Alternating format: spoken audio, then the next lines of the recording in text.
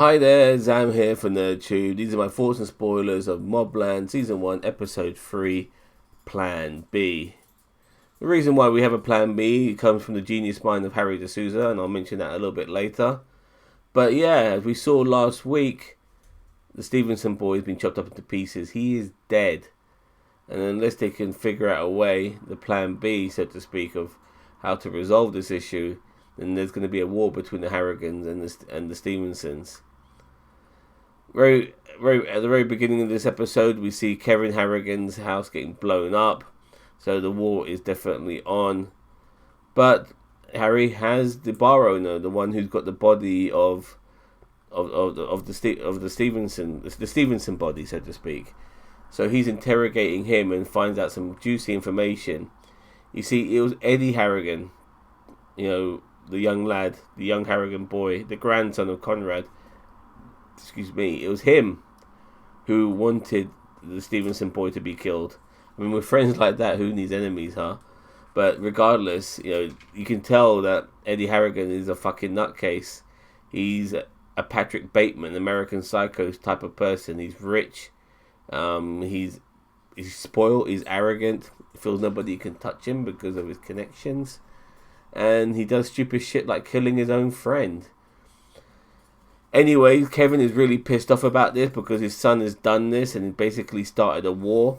And Harry comes up with a plan to basically blame the bar owner for what's happened and tells the bar owner, listen, even though you were told by by Eddie Harrigan to kill this particular guy, you're going to take the blame for it. If you don't, we're going to kill your family. And then later on in this episode, they give the bar owner to Richie once Harry's able to tell him what's happened, and Richie's obviously absolutely distraught because his son's dead, but he's not necessarily taking Harry's word for it. He's going to keep this guy. He shot him in the leg a couple of times. He's going to torture him for information, and if he finds any cracks in the Harrigan, in this guy's story, he's going to be coming after the Harrigans again. I mean, this was a really crazy moment for the Harrigans as well, because with Kevin's house being blown up, Harry had to obviously take his family and hide them somewhere as well. Eddie Harrigan was staying with the Conrads for a bit until later on Kevin had to bring him out of hiding to confront him regarding if he did commit this particular act. So there's a lot of craziness that happened in this episode, and it was really fast paced, and we're so far only 3 episodes in, and so much shit has hit the fan. It's crazy. Now, the only person who's not upset by all of this, by the way, is Maeve, Eddie Harrigan's grandmother, played by Helen Mirren. She's actually really proud of him because she liked what he's doing, because as far as she's concerned, this is a powerful thing he's doing. So make of that what you think. But if everyone else in the Harrigan family, even though they're gangsters, they've got themselves to a level now where they don't need to start unnecessary shit. And by this boy being killed, they've started unnecessary shit. And unfortunately, both members have had losses, since this war has started. And Maeve can't pick up on that because she herself is a bit of a sport princess, which is probably why she has so much in common with her grandson. There are a couple of subplots as well during the course of this episode. The first one was to do with Bella Harrigan, the estranged wife of Kevin Harrigan. She's obviously got some shit going on with these French dudes regarding some parliamentary shit. I'm sorry, I don't really know what the fuck's going on with this particular subplot. It hasn't been fleshed out as much, and it's not really that interesting. But now Harry's involved. You see, Bella, when she was trying to get some deal done, she wanted a copy of whatever manuscript was to do with that deal, but the French guys decided to keep the copy, so she's got nothing now.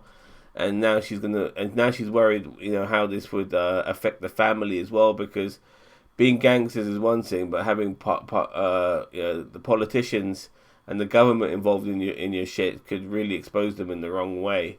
So Harry now is going to deal with this French dude, I think maybe next week, and hopefully resolve some of these issues. Also regarding Harry, he tries to hook up his